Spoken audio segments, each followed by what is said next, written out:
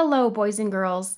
Yesterday, we took this paper where we used our tracing cup that we had asked permission from our parents to use, and we traced circles, a whole bunch of circles, and then we put the number of circles that we used in the corner just to count them.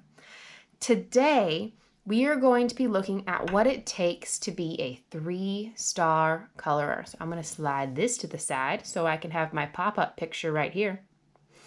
A 3-star colorer is someone who colors inside the lines. They don't scribble outside the lines. They really try and keep as much of their coloring inside the lines as possible. A 3-star colorer is someone who gets rid of all of the white spaces, all those little peekaboos where the white paper is poking through. You got to color all of that in so there is no white space peeking through. And a 3-star colorer is also someone who uses colors that make sense.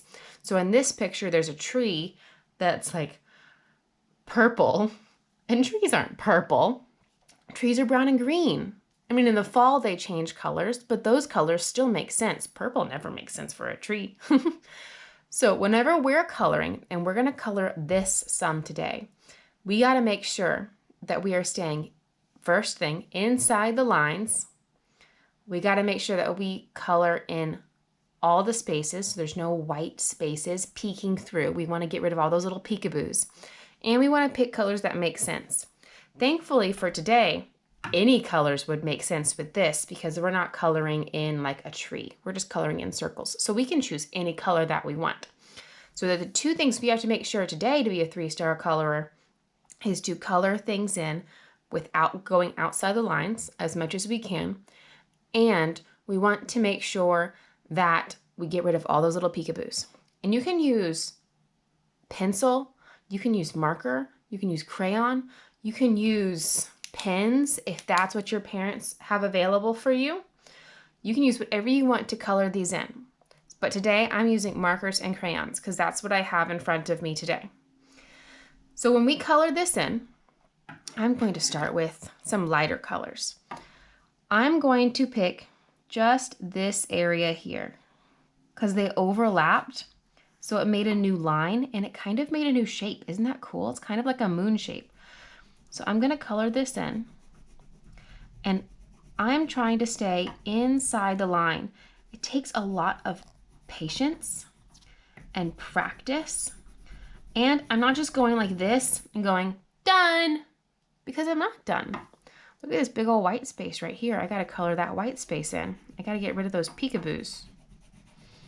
That's what I call them. It might sound silly or kind of little kiddish to call them peekaboos, but it helps me remember all those little white spots that are poking through. We got to cover them up.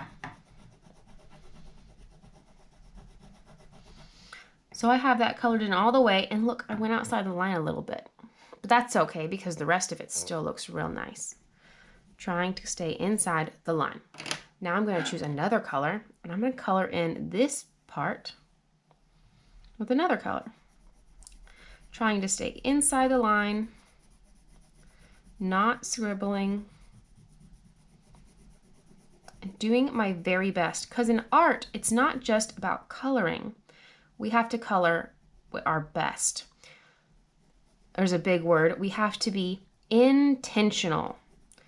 Intentional means we're thinking about what we're doing and we're doing it on purpose. We are coloring on purpose. We're not just scribbling all over the place where we're not thinking about where we're coloring. We are thinking about the way we're coloring and thinking about how we're coloring and trying to do our best. So I think I'm going to fast forward this video so you can see how I'm going to color it intentionally. I'm going to try and color this while I'm thinking about it and doing my best, trying to color inside the lines and trying to make sure that there's no white spaces. Because if I just color it like this, that's not going to look like I tried my hardest. And we want to make sure that we are trying our hardest in art. Because how are we going to become better artists if we're not trying our hardest? Okay, so let's speed this up.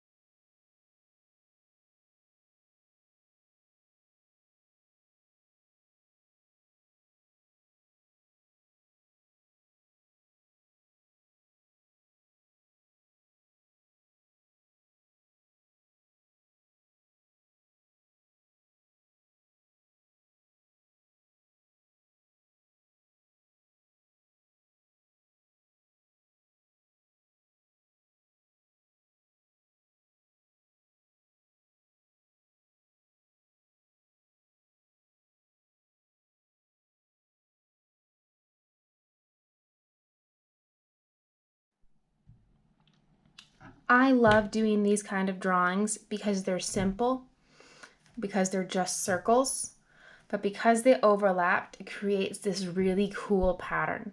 And you get to choose all of the colors that you did. And if you were a 3-star colorer and you made sure to do your very best in coloring, then these kind of artworks can turn out really, really cool. Now, when you take a picture of your artwork, of your awesome, beautiful artwork, make sure that you're still following the tips from Monday's lesson, where we tried to make sure that we used really good lighting. Make sure your lights are on, or you go outside and use the sunlight. Make sure that there is no shadow from your hands holding your tablet or holding a phone, so there's no shadow over your artwork. And make sure that you don't have your camera leaning, so that way your artwork is lined up with the edges of your camera. It's not tilted. By doing all those 3 things, then your beautiful artwork can turn into a beautiful photo, and then I can see how awesome it is. I can't wait to see how your artwork turns out, and I'm looking forward to you sending it to me. Have a good rest of your day.